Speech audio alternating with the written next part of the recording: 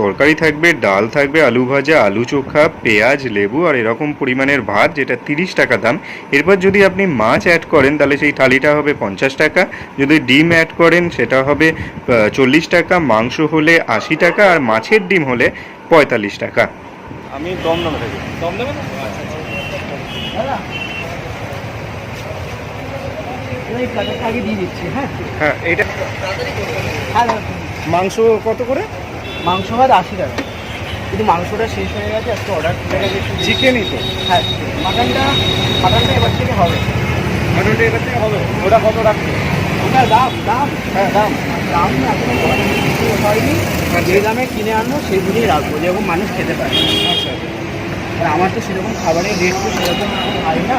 হ্যাঁ, চেষ্টা করছি কম দামেই মানুষ সেরকম মানে যতটা কম দামে পারবে তুমি রাখবে। মটন খুবই শুরু হচ্ছে আমাদের সাগর ভাইয়ের দোকানে।